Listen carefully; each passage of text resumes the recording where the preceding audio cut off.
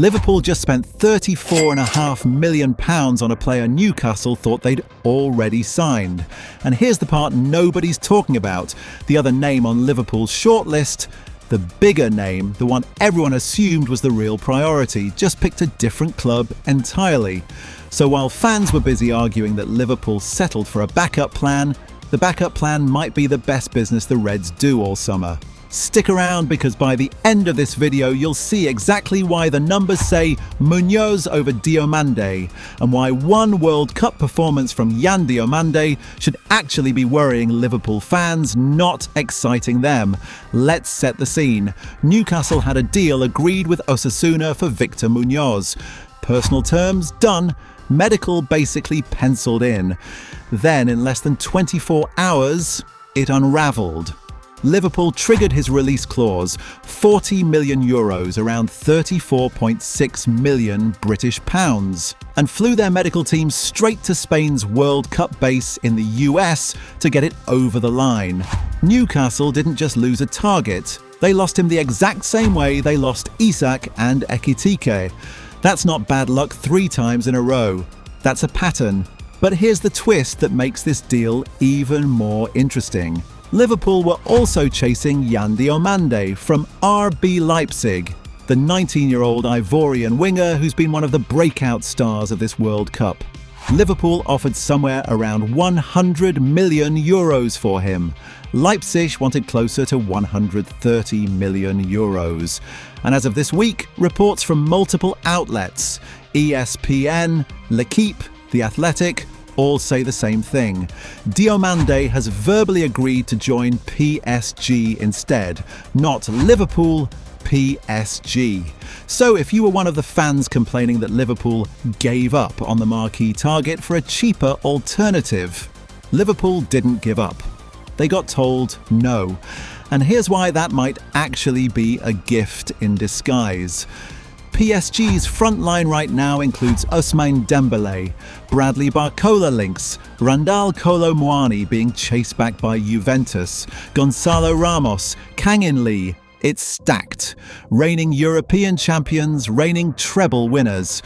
Walking into that squad as a teenager means Diomande could spend his first season fighting for minutes behind established internationals, not starting every week. Compare that to Liverpool, where Mohamed Salah has left, Luis Diaz left for Bayern a year ago, and Hugo Ekitike is still recovering from a ruptured Achilles. There is an actual immediate hole on that front line. Munoz walks into a starting job, Diomande might be walking into a bench. That's the part almost nobody's factoring into the who got the better deal conversation. Now let's talk about what Liverpool are getting, because the stats tell a specific story. Munoz made 34 appearances for Osasuna last season, scoring 7 goals with 5 assists. Solid, not spectacular for a first full season in senior football after arriving from Real Madrid's academy system just 12 months ago. He picked up 2 La Liga Under-23 Player of the Month awards along the way, which matters because that's not hype, that's a competition award voted on performance, not reputation. Born in Barcelona, trained at La Masia, then moved to Real Madrid's youth setup before making his senior debut off the bench against Barcelona itself. That's about as elite a technical education as European football offers. Interestingly, Real Madrid actually kept 50% of his economic rights when they let him go to Osasuna. So Los Blancos will pocket roughly €25 million just from this Liverpool sale. A smart piece of business hiding inside someone else's transfer. Here's why this isn't just cheap alternative thinking, it's tactical logic. Andoni Iraola, Liverpool's new head coach after replacing Arne Slot, built his entire coaching reputation at Bournemouth on relentless pressing, quick transitions and wide players who attack space with pace rather than combination play. Munoz is a right-footed left winger who cuts inside, a direct dribbler who wants to isolate a fullback and beat him one-on-one, not a passer who waits for the ball to come to him. That profile is basically tailor-made for Iraola's system. And critically, his arrival doesn't block 17-year-old Rio Ngumoha, who just made his senior England debut.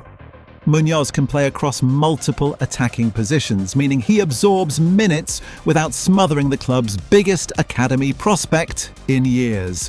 Now, to be fair to Diomande, the kid is genuinely special.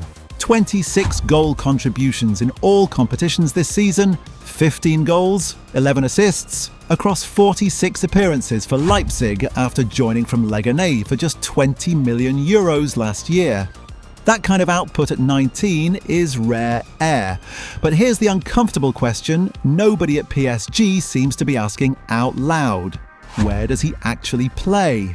PSG already have Dembélé and Barcola occupying the exact same wide channels Diomande thrives in. Luis Enrique doesn't rotate his front line lightly. This is a manager who won the treble last season leaning on a settled core.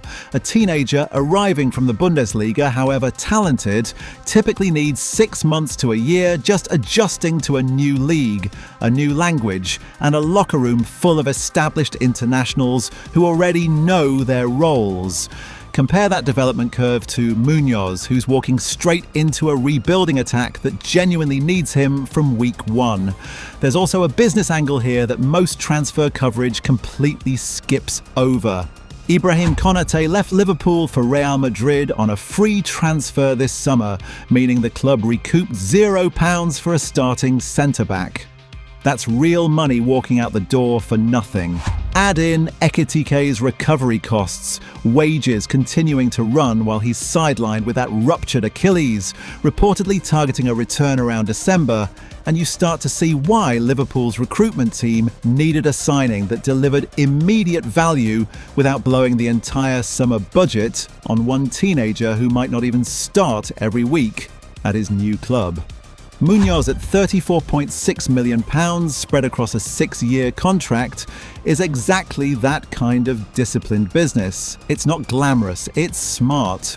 Now, let's not pretend this is a guaranteed home run, because it isn't. Munoz's end product last season was inconsistent. 7 goals from 34 appearances is a modest return for a winger expected to be a genuine attacking threat, not just a provider. His decision-making in the final third, particularly when to shoot versus when to cut back, is still raw by Premier League standards. He's also never played outside Spain, which means there's a real adaptation period ahead. Different physicality, different refereeing standards, a league that punishes hesitation far more brutally than La Liga does. And with Federico Chiesa's future uncertain, reportedly drawing interest from Serie A clubs who can offer him regular starts, Liverpool's wide options are shifting fast. If Munoz struggles early, there isn't a deep bench of proven alternatives sitting behind him. Here's what should make Liverpool fans genuinely excited, though. This entire approach, moving fast, moving quietly, prioritising value and system fit over headline fees, is straight out of the Michael Edwards playbook. It's the same thinking that brought in Fabinho and Cody Gakpo when nobody outside Anfield saw those deals coming, both of whom became first-team fixtures within a season. Liverpool aren't stopping at Munoz either. Centre-back Jeremy Jacquet is already lined up from Rennes, adding depth at the back to offset Konaté's exit. And with Diomande now leaning toward Paris, Liverpool's recruitment team can redirect a chunk of that reported €100 million plus budget toward other targets rather than gambling it all on one player who might spend his first season adjusting from the bench. That's the quiet genius hiding in this transfer window. Liverpool didn't lose the Diomande race so much as they avoided overpaying for a player whose immediate impact was never guaranteed, and picked up a cheaper, tactically tailored starter instead. So here's the real question worth asking. If Diomande ends up buried on PSG's bench next season while Munoz is starting every week for Liverpool under a manager whose system suits him perfectly, who actually won this transfer saga? Transfer fees rarely tell the whole story. Nobody remembers what a great signing cost compared to what it delivered. They remember whether the player worked in that specific team, under that specific manager, at that specific moment. Right now, on paper, Munoz fits Liverpool's puzzle better than Diomande would have this season. That doesn't mean Diomande won't be a superstar eventually. It just means biggest name available and best signing for your club are two different questions. And Liverpool might have quietly answered the second one correctly while everyone else argued about the first. Drop your prediction in the comments. Munoz to hit double-digit goal contributions this season, or does Diomande still prove PSG right and Liverpool wrong? If this breakdown helped you see the deal differently, hit subscribe. There's a lot more transfer window still to come, and this Diomande saga is far from finished.